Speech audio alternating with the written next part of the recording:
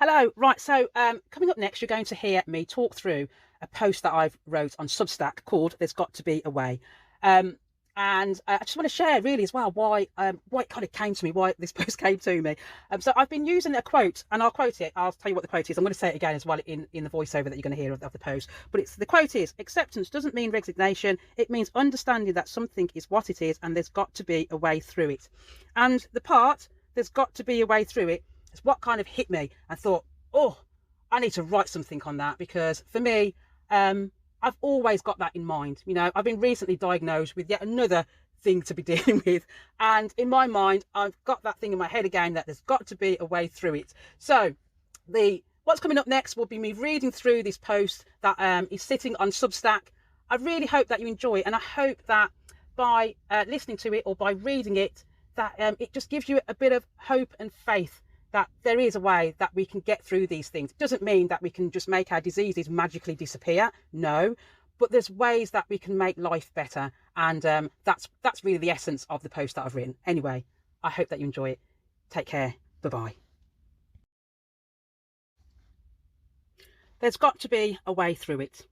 Acceptance doesn't mean resignation. It means understanding that something is what it is and that there's got to be a way through it. Michael J. Fox. I've used this quote very recently in a post I published here on Substack called "Finding Strength in Acceptance." And whilst I was about to record a podcast about a snippet of this post, a section of the quote by Michael J. Fox just hit me. It hit me like a ton of bricks. The words from the quote are, "There's got to be a way through it." This is something I've always had lingering around me. My new friend. Recently, I've been diagnosed with a new health issue. This new condition is related to my spine, and again the words chronic condition have been thrown at me. Yep, another chronic condition to deal with. Another chronic condition that I have to be friends with. And yes, I view my long-term conditions as my lifelong pals. They're with me through thick and thin. Sometimes they give me a break and I don't see them for a while, and then they reappear and remind me that they still care about me, reappearing to let me know that they've not forgotten me. You got friends like that? Don't hear from them for years, and then you reconnect and speak as though you last saw them yesterday, when in fact it was 5 years ago. These are the best friendships ever. They're there through thick and thin, just like your conditions. Get rid of toxic friends. Ever heard how you need to get rid of toxic friends? Well, with a chronic illness, it's not that easy to get rid of it, but I do feel you can learn to accept the toxicity of your disease, because at the end of the day, this toxic disease friend isn't going to go away, and that's why acceptance is key. But like toxic friends, toxicity from your disease can make you behave in a bad way. It can prevent you from doing things, prevent you from eating well, stop you from moving, cause you to not leave your house. Toxicity from your disease is the worst ever, but you can lower this toxicity. There's a way to make life better for yourself. This doesn't require ditching your toxic disease like you would a toxic friend, but instead, this is about making your disease less toxic, something that isn't possible with a toxic friend. Developing strength. Acceptance is important, but hope and faith are important too. With hope and faith by your side, you believe that there's got to be a way to get through it so you can heal your body. With hope and faith by your side, a sense of strength and wisdom appears. You'll start to take control, and you'll control how your condition is ruling your mind. The ruling of the mind then shifts to the body. My conditions, as weird as it sounds, are dear to me. They've shaped me. I wouldn't be the woman typing this post without them. They've given me a lot of strength. The strength to deal with hard stuff that gets thrown at me, the hard stuff that's unbearable to most. And the wisdom they've brought me allows me to create this post. This has happened due to having hope and faith that there's got to be a way of living in harmony with my diagnosed diseases. Hope and faith. Good old Wikipedia describes hope as, hope is an optimistic state of mind that is based on an expectation of positive outcomes with respect to events and circumstances in one's life or the world at large. And Wikipedia describes faith as, faith is confidence or trust in a person, thing, or concept. In the context of religion, faith is belief in God or in the doctrines of or teachings of religion. According to Merriam-Webster's dictionary, faith has multiple definitions, including something that is believed, especially with strong conviction, complete trust, belief, and trust in and loyalty to God, as well as a firm belief in something for which there is no proof. So, hope and faith implies that there will be positive results.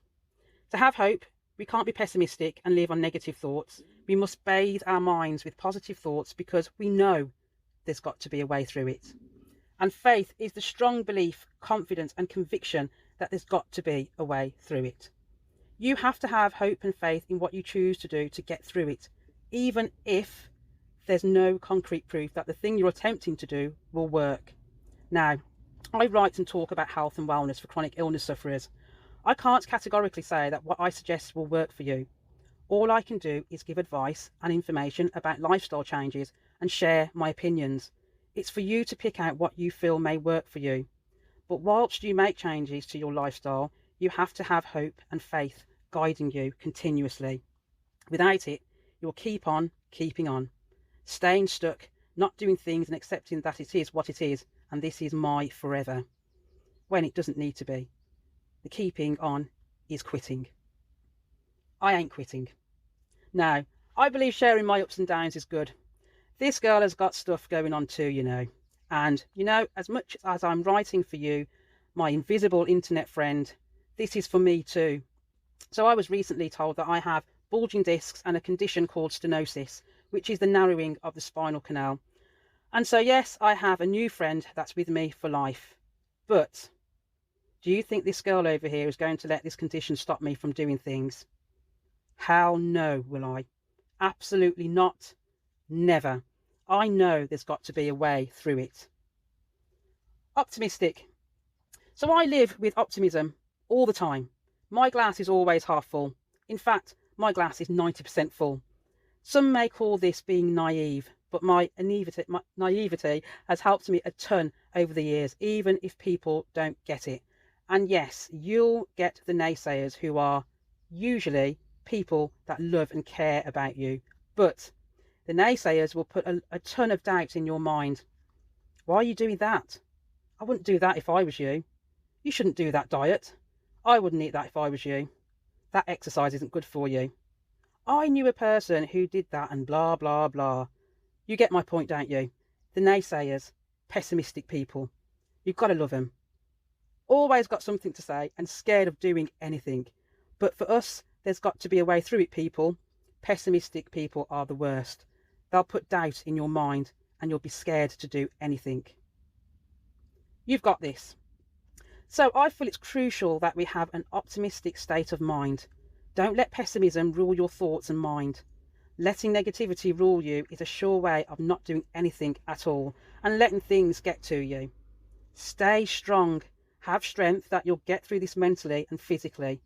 This may require you to step out of your comfort zone, but doing something is better than doing nothing. Be open to trying new things, and let hope and faith guide you.